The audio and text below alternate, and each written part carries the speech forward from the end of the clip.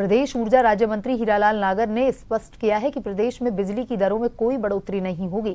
मंत्री ने दावा किया है कि पिछले सीजन के मुकाबले प्रदेश में बिजली उत्पादन लागत कम हुई है। नागर ने कहा, बिजली की दरों में बढ़ोतरी का फिलहाल कोई प्रस्ताव सरकार के पास नहीं। हमने बिजली खरीद की व्यवस्थाओं को दुरुस्त किया।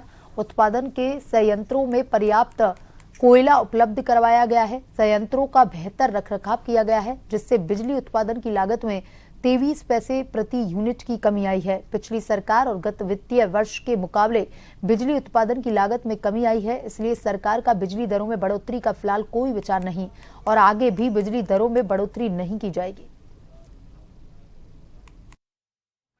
चार्जेज बढ़ाने का भी कोई हमारा किसी तरह का प्रस्ताव नहीं है और बल्कि तो मैं ये कहना चाहूँगा कि हमने हमारी चाहे वो वितरण की हमारी परचेजिंग की जो हमारी है उसको ठीक किया। हमने हमारे जो उत्पादन के संयंत्र हैं उनमें पर्याप्त कोल उपलब्ध करा करके और उनको बेहतर रखरखाव करके और लगभग हमने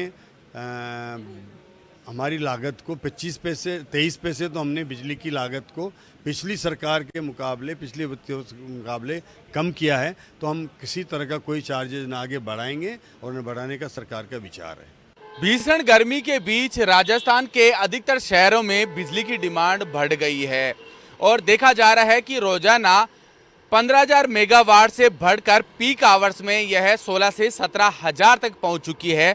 हालांकि दूसरी तरफ यह भी है कि जो बिजली की आपूर्ति है वो विंड, सोलर और थर्मल इकाइयों के माध्यम से की जा रही है। वहीं दूसरी तरफ यहां पर आप समझ सकते हैं कि जो फॉर्मूला विद्युत की आपूर्ति का होता है वो अलग अलग होता है। वहीं जो इंटर स्टेट यानी दूसरे राज्यों से भी बिजली एक्सचेंज के तहत बिजली की आपूर्ति की जाती है। सेंटर से भी कोटा होता है, उसके तहत भी आपूर्ति की जा रही है। वहीं जब डिमांड ज़्यादा बढ़ जाती है और पीक आवर्स में खासकर जो डिमांड बढ़ती है उसको देखते हुए सबसे अहम निर्णय लिया जाता है और बिजली की खरीद की जाती है। बात करें राजस्थान में तो रोजाना लगभग 1500 से 2000 मेगावाट बिजली की खरीद की जा रही है, क्योंकि जो उपभोक्ताओं को बिजली की डिमांड है वो तेज़ी से बढ़ी है। वहीं घरेलू उपभोक्ताओं के साथ ही एनर्जी और जो औद्योगिक क्षेत्र हैं उसमें भी बिजली की डिमांड बढ़ी है। दूसरी तरफ ये भी है कि अब जिस तरह से बिजली की डिमांड और आपूर्ति में अंतर आया है उसके चलते कुछ इलाकों में बिजली कटौती जो कि घोषित रूप से की जा रही है वो भी शुरू हो चुकी है। सहयोगी गिरधर चौधरी के साथ योगेंद्र पंचोली, जन टीवी, जयपुर।